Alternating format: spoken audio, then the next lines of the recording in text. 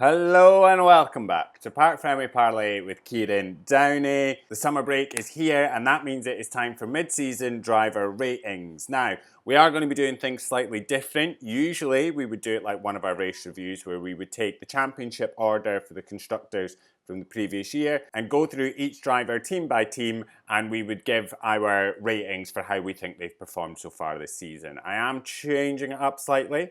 I've taken my ratings, your guys' ratings, I've averaged them out for each driver, and we are ranking the driver's performance from 21st to 1st. Now, we have a lot to get into, obviously, and this will be 2 episodes. We will obviously be going from 21st to 11th in this episode, and then from 10th to 1st in the next episode. And there's a lot to discuss, so we're just going to get right into it. Kicking things off in 21st, with Franco Colapinto. I really sort of struggled with Colapinto because I wasn't quite sure what to give him. He's obviously not done the full amount of race weekends. He replaced Jack Doohan in Imola, and everything sort of seems to be working against him. However, out of the race weekends he has done, his performance has been dismal at best. What I will say is my ratings were also a little bit harsher than your guys' ratings. You guys were throwing out 10 out of 10s. And I just don't think anyone's had a 10 out of 10 performance. We'll obviously come and talk about a lot of that when we get into the top 10, because that's where you guys were just pinging out 10 out of 10s. But Colapinto, we were all very much sort of split in the lower end of the ratings. And I actually feel bad for Franco. During the Hungarian Grand Prix, during that race weekend, he'd said that that was the most comfortable he'd felt in the Alpine. And the Alpine has been a very difficult car this year, I have to say, and it's evidenced by the fact that Doohan couldn't get a handle on it, Colapinto's not been able to get a handle on it, Gasly isn't feeling 100% in the car all the time, and it's not as if he's consistently scoring points, and we know that Gasly's a good driver. Hungary was a little bit more encouraging for Colapinto, however, I just don't think it's good enough to see him scoring any points. I do think this might be a pointless campaign for Colapinto, and I feel bad for him. You know, he was originally announced on a 5-race deal. He replaced Doohan in Imola, and straight out the bat, you know, he's had a pretty serious crash. As I said, the Alpine has been a very tricky car, and it's been difficult for him to show anything like the form that he did with Williams. He has shown flashes of promise, most notably Montreal, but it still hasn't been enough to score any points. I don't think Colapinto was the one that should have replaced Jack Doohan, but that's more to the fact that I actually don't think Doohan should have been replaced at all.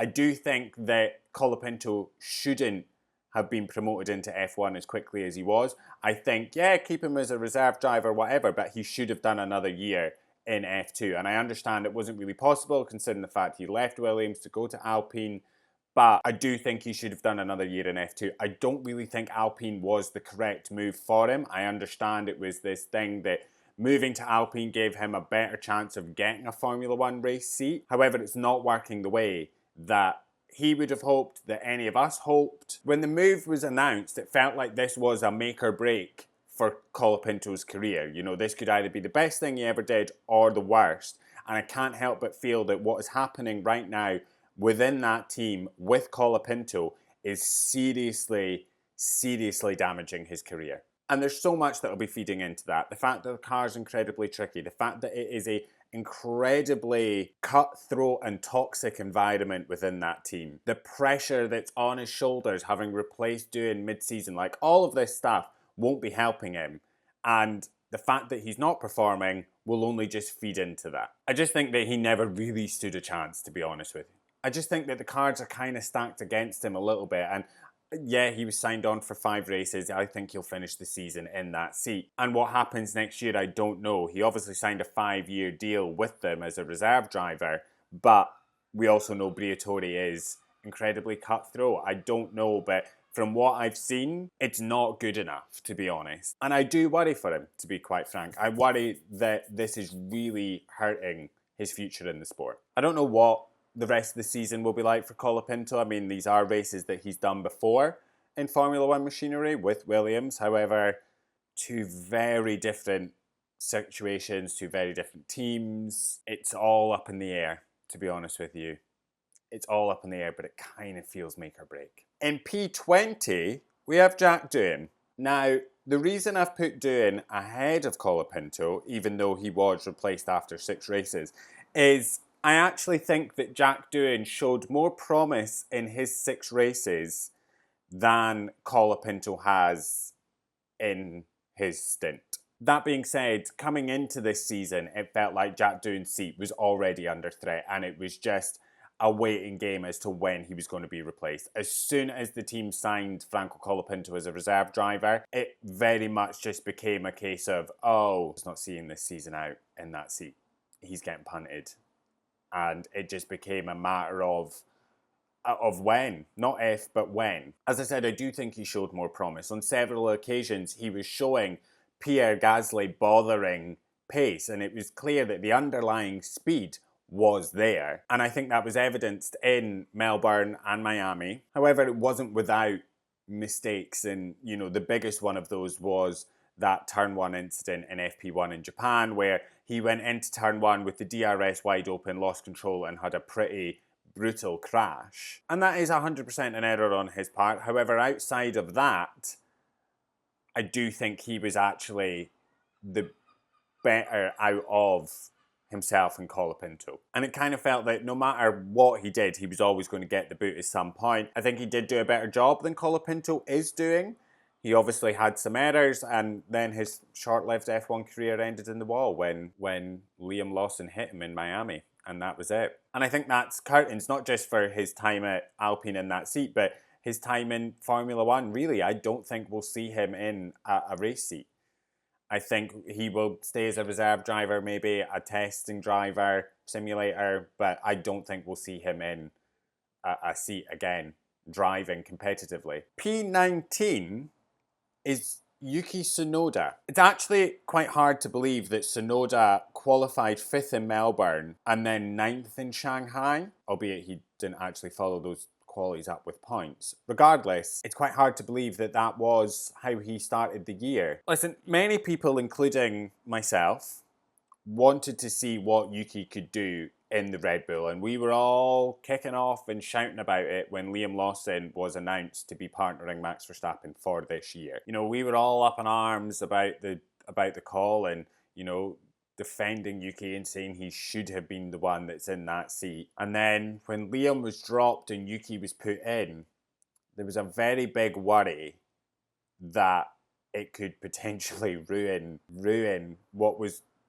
probably going to be a pretty good season for Yuki because of how difficult that car was. And even though we were all screaming and shouting about it, I can't help but feel bad for him because he's obviously just found out why that is the hardest seat on the grid. That car is incredibly tricky. We all know that, and it's a bit of a roller coaster this year, that team, and the environment's been a bit chaotic.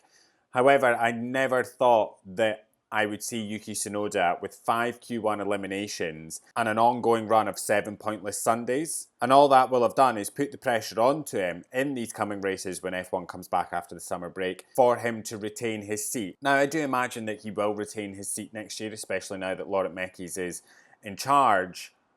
I do think that these next 10 races are going to be incredibly difficult. Listen, whilst the challenge of wrangling a very tricky Red Bull, whilst being compared to Max Verstappen, is incredibly difficult, especially in a very compressed field. The fact remains that for all the flashes of encouragement he has shown, he hasn't come close to extracting the potential out of the car across a full weekend. And that's not to say it's all 100% on Yuki. There has been failures from the team in terms of strategies and everything like that, but it's crazy to think how much of a different season he would be having had he stayed at Racing Bulls. A much more responsive car that is capable of getting Q3, that is more consistent than the Red Bull. However, he could never have turned down the opportunity. He could never have said no to the Red Bull seat. He had to do it. What I will say for Yuki is I find the surprise and the shock from a lot of people that he isn't performing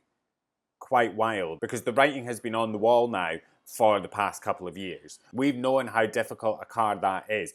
Even in 2023, when that car won all but one race, Checo was struggling. Checo was really struggling with the car. We then go into 24 and they dominate the opening stages, but they still have Checo completely falling off a cliff. And to go back to that, we were all, I think, a bit unfair on Checo because I think it was less Checo and more that car. And then we come into this year and it's a complete disaster and it feels like a full-blown crisis. The performance of that car has been slipping from 2023 right the way through, and I don't think it's that surprising that Yuki's not able to perform in it. As I said, I don't think that the next 10 races are going to be anything special for Yuki. I think he will still struggle. I do think he will remain with the team going into 2026 on the basis that they'll probably want a bit of stability. It's been a very chaotic couple of years for them. Stability will be a big thing. The change in regulations is obviously so major that they'll want two very competent drivers within the team that have been in Formula One for a while, and I think that that is why they will keep Max and Yuki as a pair. I don't think it's the right move to put Isaac Hadjar alongside Max. I don't think we'll come and talk about this later, but I don't think it's the right move to be promoting Hadjar and promoting Lindblad, and just leave them where they are. In P18, we have Oliver Bearman. Now, Oliver Bearman hasn't consistently hit the heights which saw him get a full-time race seat with Haas this year after his 3 races in 2024. And he started off the season fairly strong, 3 consecutive points finishes early on. But what we then began to see a lot of was sort of small mistakes beginning to creep in. You know, red flag infringements in Monaco, a crash in practice coming into the pit lane in Silverstone. And I think that actually that crash in Silverstone in the practice session really encapsulates Oliver Bearman's season. And that is needless mistakes that are just ruining his weekends. I think that is Oliver Bearman's season in a nutshell so far. He also needs to be incredibly careful because he's on 9 penalty points out of 12 so far, and if he obviously gets 12, he'll get a race ban, so he needs to kind of rein it in a little bit. The positives, I will say, for Oliver Bearman is if he can kind of calm things down a little bit, he does have the pace. And it's been a very mixed bag from Bearman. You know, we've seen some great qualifyings, we've seen some dreadful qualifyings, we've seen some fantastic racing from him, and some great points finishes. But it's all sort of jumbled up with some chaotic on-track moments that just really sort of take away from the great job he is doing. And I just think if he can calm everything down a little bit, he's got everything there to be fighting for some decent points. You know, he's got the pace in qualifying, he's got the racecraft and the race pace, albeit it's not the finest, but it's there. There's stuff that he can work with and the team can work with, but he just needs to stop the craziness. It needs to calm down. In P17, we have Liam Lawson. What I will say for Liam Lawson is that fella's taken an absolute beating this year.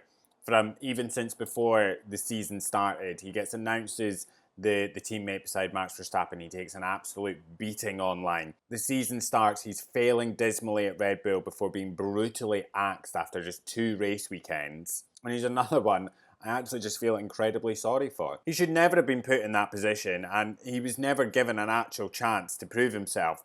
2 races is just not enough to be able to actually prove what you can do in a car. That being said, knowing what we know now, as brutal as it was, being axed after those 2 races was probably a blessing in disguise. The RB21 is not a fantastic race car, let's be honest, and the team has been fairly chaotic this year, so moving to Racing Bulls, being demoted back to Racing Bulls, is probably not the worst thing for him. Whilst his early races with Racing Bulls were shaky, not so much in terms of pace, but more in terms of execution, things have sort of begun to turn around for Lawson. I've said it before, but his confidence will have taken an absolute beating in the opening stages of this year, and it does seem to be coming back. And his rise in the positions throughout each of these race weekends that we've just had is indicative of a fairly positive notion that he is kind of over what happened earlier in the season. At the beginning of the year, it seemed that, his F1 career's over, and now it seems that he's got momentum on his side and he's now starting to regularly beat Isaac Hadjar. As I said, I think the demotion to Racing Bulls is probably the best thing that could have happened for Liam Lawson, and I do think that it means that he will stay in Formula One for at least another year. He is a good driver, we've seen that, I think he was, doomed to fail being put into Red Bull. And I think it was such a knock to him that he couldn't perform at Red Bull. Then he was demoted, and that would have knocked his confidence even more. That all he needed was just a little bit of time and support and encouragement, which he will have gotten from that team, to build himself back up. And now we're beginning to see the Liam Lawson that we've seen before, that is capable of getting Q3, capable of scoring points. And it's so nice to see him finally sort of coming back into himself in the sort of second quarter of the season. And I think in the next 10 races, he's got some decent points. And listen, I know it was obviously horrible for him, but I'm just very glad he's back at Racing Bulls. Seems to be the right place for him just now. And in P16, we've got Carlos Sainz. Listen, Carlos Sainz's results and performances have been all over the place this season. And it's been a really curious season, I would say, for Carlos. Earlier in the year, his sort of troubles could be ascribed to taking time to adapt to the Williams, the team, the car, all that kind of stuff. However, coming into the sort of second quarter of the season, his troubles have ranged from him not being fully on top of the car, not delivering the speed when it really mattered, and it's been a real mixed bag for Carlos. And listen, when things go right, he's produced some very strong weekends, but overall, it's been incredibly disjointed. He's yet to finish a race within the top 7, and he has been unlucky with strategy and reliability issues with the car. And what we didn't expect is to not see the flashes of brilliance that we're used to from Carlos, and to have him be outshone by Alex Albon. And that's not a dig at Albon, by the way. I just didn't expect to see Albon kind of wiping the floor a little bit with Carlos. This is a man who in 2023 was the only driver that wasn't a Red Bull driver to win a race. This is a man that was winning races in 2023. And I understand that there was going to be a very big shift. And I understand that that wasn't going to be the case with Williams. But I kind of expected Williams and Carlos to be the best of the midfield. And they're really not. And I understand that there would have been a huge change in mindset from being with a team that is fighting at the front of the pack and capable of getting pole positions and winning races, to go into a team where you're probably fighting for 6th at best. I just didn't expect him to struggle as much as he is struggling. I think it's quite surprising, actually. As I said, at the beginning of the season, you could have ascribed it to just the huge change. But now, not so much. And he's come forward and he said, with the car is there, we can see that, I just can't get a handle on it. Which I just never expected from Carlos, to be honest with you. In P15, we have Gabriel Bortoleto. I think if Isaac Hadjar isn't your rookie of the season, then Bortoleto probably is. What I will say for Bortoleto is he's really sort of taken his time to adapt to being in F1 and driving F1 machinery in ways that some of his other rookies haven't. And I think that the time that he took to adapt is really sort of beginning to pay him back and is benefiting him. Since reaching Q3 in Austria, he has continued that the next 2 races and has converted those into points. He has some serious speed and could see himself vaulting in the standings in these final 10 races.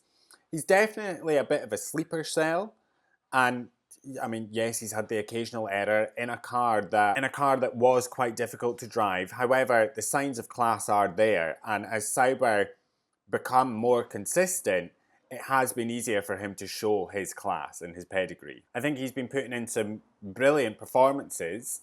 He's been scoring some decent points, but above all, he's been consistent. And he's been consistent, and that consistency is something that some of the other rookies haven't really shown. There is a perfect opportunity in these next 10 races for Gabriel Bortoleto to really catapult himself up the standings.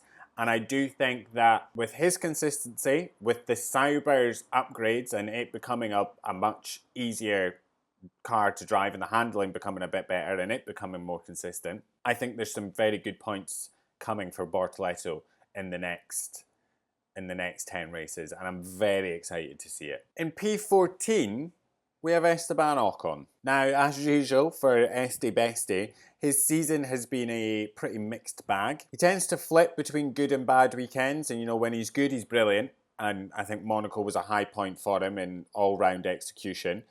And he's had some brilliant results like a P5 in China. I think he has been quicker and more consistent than Oliver Bearman, but he has also struggled with the car and had difficult weekends. Imola comes to mind. I think it was the best example of that. An early retirement from the race with a power unit problem after alluding to a sort of non-specific issue throughout the weekend. I think his qualifying is what sort of lets him down. He generally tends to do his best work on a Sunday. That being said, he's very quietly having a pretty decent campaign this year, and I think that's to do with the fact that he's a lot happier at Haas. I think that's a big one. And the Haas is a bit more consistent than the Alpine. I think we'll see some good points finishes for Ocon in the next 10 races, and I think that is a very exciting fight to be watching, that midfield battle between the likes of V-Carb, Haas, Aston Martin, and Sauber, very surprisingly. Speaking of Aston Martin, in P13 we have Lance Stroll. Now, Lance Stroll started the season pretty strong, a 6th and a 9th, but that was followed by 4 consecutive Q1 eliminations in April and May, which made his life pretty difficult. What I will say is these eliminations did sort of coincide with a lack of performance by Aston Martin. He then also pulled out the Spanish GP due to his hand and wrist pain stemming from an accident he'd had a couple of years ago. The pattern, I will say, for Lance Stroll does remain consistent, and it is a real sort of mixed bag of weekends. He either can't extract everything out of the car and the pace isn't there, or he performs at a decent or better level than Alonso. Now, that being said, he may be level on points with Fernando Alonso, but on average his performance level has been lower, making for a solid but quite unremarkable first half of the season. I just can never put my finger on it with Lance Stroll, and I do think that unremarkable is maybe the best way to describe it. In P12, we have his teammate Fernando Alonso. It looked like it was going to be a very big struggle for Alonso this season. He failed to score points in the first 8 rounds of the season. However, he has really sort of managed to turn things around since Aston Martin brought upgrades to Imola. There has been occasions where mistakes have really sort of dented his performance, but on the whole, he's operated at a sort of incredibly high level. He showed some fantastic battling qualities on his way to 7th in Canada and Austria, and a very clever and defensive drive in Hungary for a season best finish of 5th. I think he'll continue to operate and perform at a very high level over the next 10 races. I think there's some very good points coming for Alonso in these races, and I'm just very intrigued to see what happens with the Adrian Newey Aston Martin partnership. I think that they will have begun to sort of fully divert everything towards 2026 now, and I don't think we'll see any major upgrades coming for Aston Martin in the next 10 races. But they seem to be at a sort of sweet spot where they can get into Q3, they can go and score points. Alonso has said that his P5 finish in Hungary is the sort of best that car can do, and they've sort of hit the performance ceiling. However, that's still very, very good for a car that he didn't score any points with in the first 8 rounds. And finally, in P11, we have Pierre Gasly. Alpine as a whole right now looks to be at its most hopeless. They are lacking in points. They're actually at the bottom of the constructors. They only have one driver scoring points every so often. And I think it's a real struggle for both the drivers, to be honest with you. It does feel like Pierre Gasly is driving with one hand tied behind his back in a car that I think most would fail to make a good impression in. That being said, he has beat every teammate he's been given, apart from Max Verstappen years ago, but he has beaten every teammate. He has had some standout performances this season. I think Bahrain, Great Britain, Spain, and he has put that car into places that it shouldn't really be, it doesn't belong in, and he's cleverly and with all of his might clung on to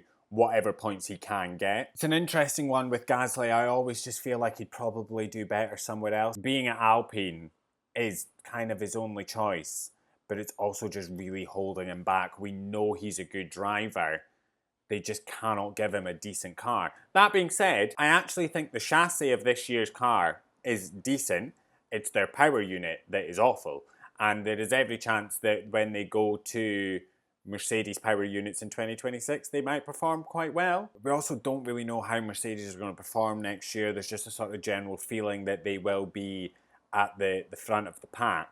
Although there has been some people come out and said that, you know, this won't be a repeat of the Mercedes dominance a la 2014. I don't know, I just feel like he's always sort of given a short straw with Alpine, and it does kind of feel like he's a bit stuck. And that is everything from us from part 1 of our mid-season driver ratings. We will be back very, very soon with part 2, where we will be going through the top 10. Let me know your thoughts and comments on the performances of the drivers down below, and we will see you very, very soon. Make sure to follow us at Parc Fermé Parlay across all social media, Threads, Instagram, TikTok, and we will see you very soon for part 2. Enjoy the rest of your day. Love you. Bye.